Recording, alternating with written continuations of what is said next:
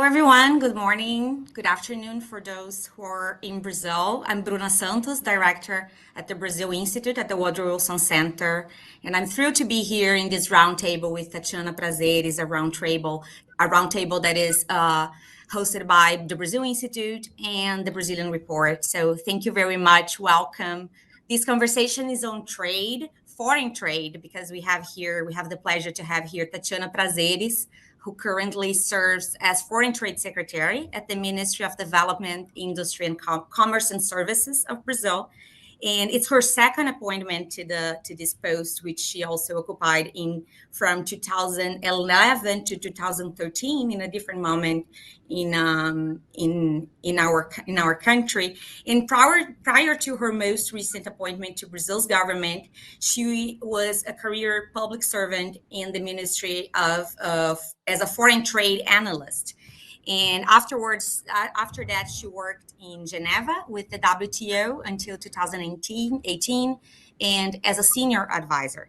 She joined the academia, and she has a long career as a fellow studying China, studying international relations, and also served as the head of the International Relations Department at the Federation of Industries in the state of São Paulo. And was also a teacher, a professor at PUC, Rio de Janeiro. Tatiana, it's a great pleasure to have you here with us on behalf of the Wilson Center, the Brazil Institute, and the Brazilian Report. I welcome you and welcome your remarks also and analysis on trade. Thank you. Thank you very much, Bruna. Thanks, everyone. It's a pleasure to be here with you today. Thank you for the invitation. This is a timely moment to talk about Brazil, to talk about the new political cycle in Brazil, of course. And I would like to take this opportunity to focus on my area of responsibility, which is obviously trade, foreign trade. I think I should start. Should I just move on, Bruna? Is there anything else you wanted to say? Should I just move on? Gosh. The floor is all yours, and then we're going to open for questions. Great. Of course, we're in the beginning of a new political cycle in Brazil, and I should start by highlighting the reestablishment, the recreation of the Trade and Industry Ministry. It's the Development, Trade, Industry, and Services Ministry. And it's just been recreated, which is a sign of the relevance of this portfolio in the current administration. But more than that, we have the honor, the privilege to have the Vice President of Brazil as Trade and Industry Minister. So that is, of course, a privilege for us, but also a responsibility, and we need to make the most of it for sure. It's also a stronger ministry than before. We have new responsibilities, new attributions, and we also have under the umbrella of the new ministry, BNDES, the Development Bank of Brazil, and Apex Brazil, the trade promotion agency of the country. So that is the big picture in terms of the institutional setting related to trade policy. And I was wondering what approach I should take when it comes to explaining the views of this administration regarding trade and what has happened since the new administration started. And one idea that occurred to me was to focus on key partners of Brazil, because one key priority of this administration is, of course, to rebuild Brazil's credibility abroad, to rebuild Brazil's credibility with sustainability at its heart. It is to reconnect Brazil with its neighbors in South America, and it is to rebuild bridges with the world. So I think with that in mind, the idea that occurred to me was really to focus on some key matters, and with no order of preference, I would start here referring to the US, right? Because of the platform that we are in. But of course, the United States is a very, very important partner of Brazil. President Lula has visited the US during his first 100 days in government. Focus was on democracy and sustainability. but there has been a lot of action in terms of trade as well. So Vice President Alckmin spoke on the phone on what was a very productive talk with Secretary General Raimondo. And Vice President Alckmin met here in Brasilia Ambassador Catherine Tai for a very interesting conversation about issues that we have, interest and concerns that we have in common with the US when we look at trade in general. So in the first 100 days of this administration, in terms of trade with the US, I would highlight these two very high-level talks. And in addition to that, I also held a conversation with my counterpart, the Secretary Marisa Lago, and we talked about the U.S.-Brazil commercial dialogue. We talked about how to build a constructive work stream on trade and sustainability. I think we all acknowledge the importance of the topic, and we really want to work together on that agenda.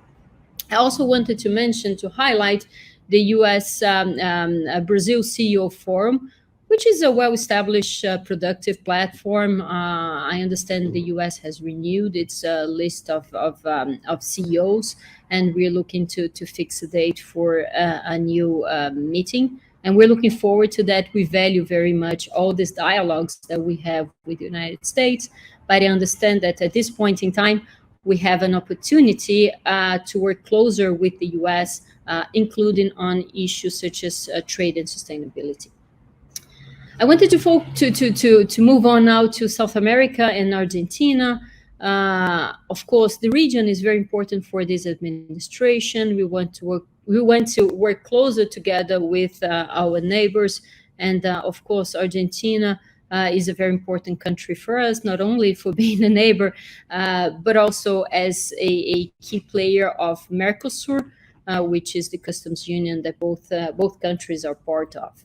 So there's been a presidential visit to Argentina. I participated in that visit, but more than that, I think with Argentina, the dialogue, the links with Argentina needed some repair, or need of repairing, and the reestablishment of the institutional dialogue, trade dialogue between the two governments was announced, and we are able to convene again. So that institutional setting had not met since 2019, and in the first 100 days of this administration, we managed to restore the commercial dialogue with Argentina, and we had our first meeting. Of course, with Argentina, we have very intense discussions in terms of trade, but we feel that there are genuine efforts to find solutions to expand trade. The trade with Argentina is one of high quality. We have a lot of small and medium companies engaged in trade with Argentina. We have manufactured products, etc., etc. It's not always easy, but we're working very closely with them, and that is very important. If you don't have the dialogue, you don't have the means to improve the quality of the relationship. And now we have the dialogue, and we're looking for opportunities to increase the predictability of trade flows with Argentina, but also to expand investment and trade opportunities in general. So South America and Argentina are definitely a country and an area that are priorities for this administration. I wanted to move on to China now. So President Lula is traveling to China tomorrow. I'm very pleased to join his delegation to Shanghai and Beijing. And I think with China as well, we have an opportunity to strengthen our relationship. There's an opportunity to expand the agenda with China to include sustainability in our discussions, to explore new opportunities in science and technology, to look at investments in infrastructure, etc., etc. I think with China, trade and investments have evolved over the years, but now there is an opportunity for us to look into other areas of cooperation, and I think that that is very important for Brazil. I wanted now just to move quickly to the European Union, which is, of course, a very important partner for us, all European countries, but the European Union in particular now, because we have been working with the EU to conclude an association agreement for over 20 years. So in 2019, there was an announcement of a pre-agreement, a political agreement, but the agreement has not been concluded. In fact, in 2019, after the conclusion or the pre-conclusion of the trade part of the negotiation, talks have lost traction. Let's put it that way. There hasn't been enough engagement to cross the finish line and to conclude that agreement. So we're very pleased with the interest on the EU part to engage with Mercosur with the view of concluding what we want to be a balanced agreement. So in February, EU negotiators came to Buenos Aires. Buenos Aires is the Mercosur pro tempore capital. And they presented to Mercosur countries what their views were about how to conclude the negotiations. And it is no secret that the EU had concerns with sustainability in Brazil in the past, and they want that to be part of the discussions that we have with them in the context of this association agreement. We, as Mercosur countries, we have our concerns, and we are working hard with our EU counterparts to conclude this agreement in the near future. I won't put a date to it, but we're looking forward to engaging with them and finding constructive solutions for what we want to be a balanced agreement. Concluding an agreement with the European Union is important in itself, but it also sends a signal to the world that Mercosur, as a customs union, is able to conclude trade agreements. And it also shows our interest as the Brazilian government to expand the network of agreements that we currently have. We believe there's room for us to do that, and we do believe that that is important for the country, for the economy, for productivity gains that we need to achieve for us to become more competitive at the global level. Let me just conclude here my 15 minutes my 15-minute remark with some key message. I'm confident that this administration understands the value of increasing Brazil's participation in the global economy.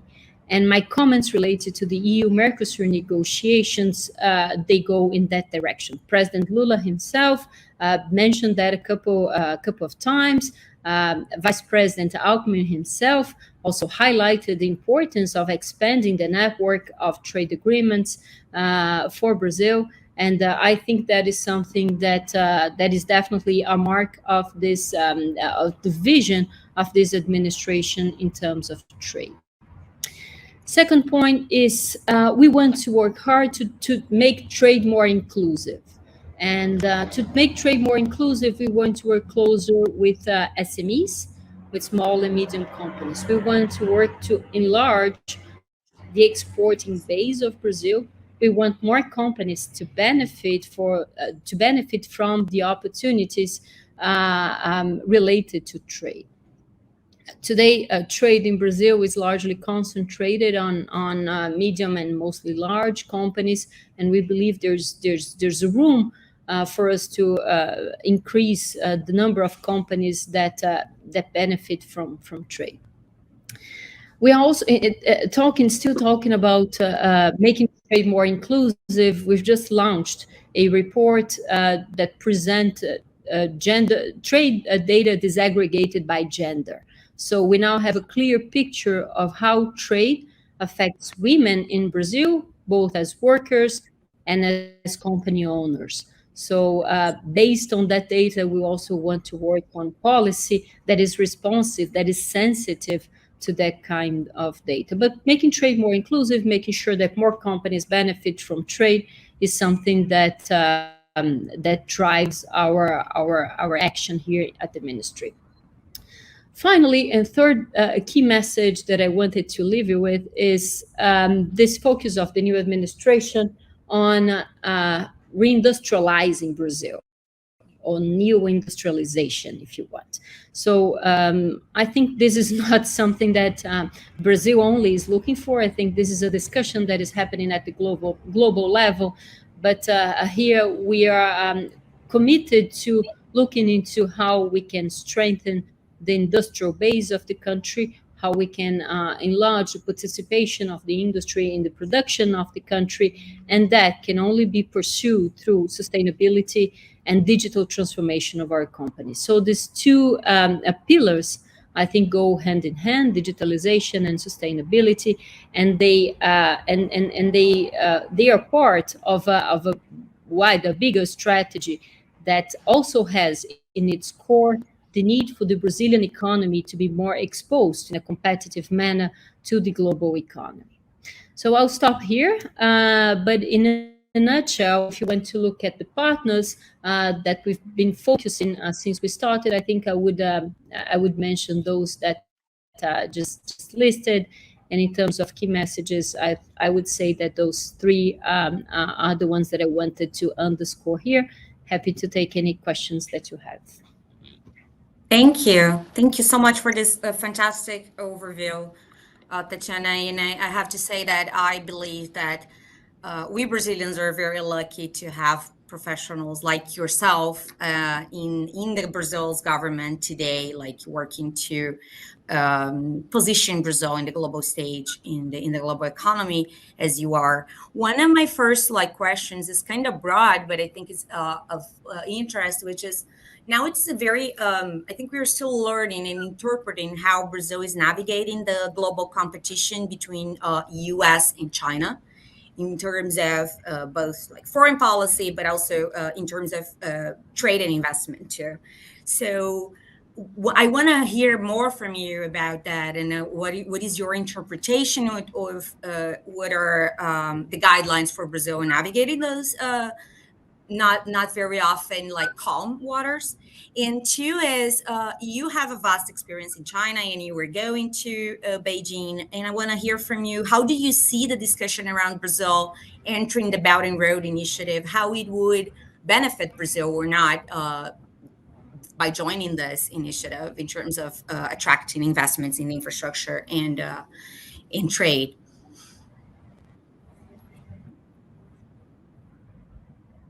Eu não consigo ouvir. You couldn't hear me?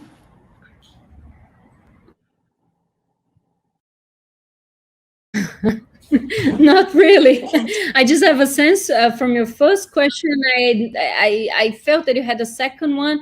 If you can just try to summarize it for me in the chat, maybe I can address that one as well. But briefly on your first point, and I hope you can hear me. Can you hear me well? Yeah. Yes, we can hear you very well. That's great. That's reassuring. On your first point, U.S.-China dynamics, I think not only Brazil, but the entire world is learning how to navigate the complexities related to what has become the most important, the defining relationship of our times. It is not an easy task, but I'm convinced that Brazil needs to look for its own interests wherever they are. I think, I mean, I can elaborate a little bit on that, but that gives you a sense of our view that Brazil, of course, should not take sides and should try to look for its own interest, regardless of alignments, automatic alignments that maybe some are considering. So that's where that's my comment on your first question. I hear your second question. I'm sorry. Can you? How do you see the discussions about Brazil entering the Belt and Road Initiative? Okay. President Lula, as you all know, is going to China tomorrow, so I'd rather not address that question now. Let me just say that overall, I think there is an investment a gap at the global level, and I think we should work together. I'm not referring to working only with China. I think we work together at the global level to address challenges related to the infrastructure and connectivity gap. That is something that really hinders development worldwide. Uh, I will stop there on the BRI question, but happy to take any other. No, fantastic. Can you hear me well? Yes? I think so. I think so. Okay, so we got another question from the audience, which is very interesting now, nearshoring. So how do you think that has the government taken a concrete plan to take advantage of all this like nearshoring push and achieve the goal of reindustrialization? How do you see that? Well, it's a very good question, and I think there's been a lot of talks about that. We're looking at how to position Brazil as a player, as a country that can attract foreign investment in a way to deal with these changes in supply chains happening at the global level. To begin with, I think Brazil has an opportunity to tackle costs, as we call Brazil costs, right? Costs associated with bureaucracy, inefficiencies, to the tax system that is, of course, a burden to companies willing to invest in the country. There's an opportunity for us to improve our infrastructure so as to reduce costs related to logistics, et cetera, I think this global discussion on changes in supply chains are an opportunity for Brazil to look at to look at the areas where costs can be cut, so as to position Brazil as a key destination in terms of potential investments. They're looking for new destinations in the context of geopolitical changes in the world. I think that's the starting point. How can we position ourselves as a key destination in this new environment, and where are the opportunities for us to cut costs and really make Brazil a more interesting country for investment? Brazil is already a very important destination of FDI, but I think this new scenario create new opportunities for us, and that's, I think, where we should start. In addition to that, so I think that's the first that's the starting point, really. In addition to that, I think we need to look carefully into the policies that are being implemented in different countries and look into how we can benefit from that in a concrete manner, in a pragmatic manner, without putting ourselves in a difficult position if we as Brazil want to be a global partner, if we want to work with different countries, as I said, looking for our interests wherever they are. I understand that the United States, for example, in the context of the Inflation Reduction Act, has been pursuing a policy to somehow orientate investments in a certain direction for certain purposes, etc., etc. Well, maybe these are opportunities for us, and we're looking into those. These are part of the conversations we've been having with our counterparts, and we're looking into those issues with great interest as well. So I think I would look into the issue looking at these two layers, right? I think there's one horizontal layer about making Brazil more attractive to foreign investments. And then the second layer would be how to make good use of opportunities associated, incentives associated with policies that are being implemented in other countries. And then I would say a third one, working with companies, because to a certain extent, these changes in value chains can be associated with governmental policies. But in addition to that, I think companies themselves are looking into introducing more resiliency to their value chains, and therefore looking to Brazil as a location for their investments is something that we can discuss with companies themselves.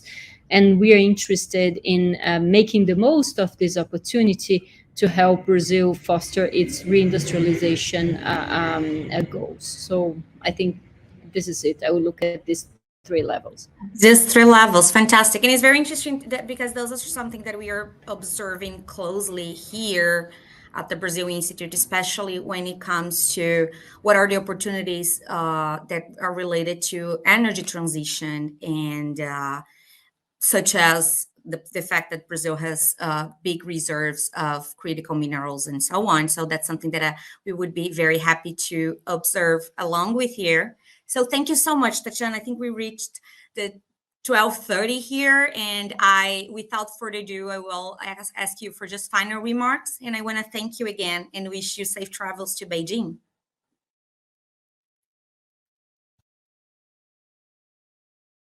I don't know if you can hear me very well, but no. I cannot. It's just so frustrating. I have a colleague here saying just final remarks. I just hope I can move on and just well, thank you for the opportunity. I hope we'll have other occasions to engage, hopefully in person as well. I think the dialogue with civil society, with the business community, with everyone interested in how trade affects the economy, lives, development, etc., is something that we're very keen to discuss. And the US, of course, is a key partner for Brazil. I'm looking forward to engaging with my US counterparts and with the business community to explore all the opportunities we have to strengthen our links. So I thank you very much, Bruna. Thanks for the opportunity. Thank you for those watching us. Thank you. Thank you so much, Tatiana. And I want to ask the audience to stay tuned in this link because we will be together soon in a conversation with my colleagues from the Brazilian Report and also our global fellows, Luisa Duarte, Nick Zimmerman, and Nathalie Unterschau from Brazil, who are going to be looking and interpreting some of the events Lula's first 100 days in government. So thank you so much, and I see you all soon. Bye-bye.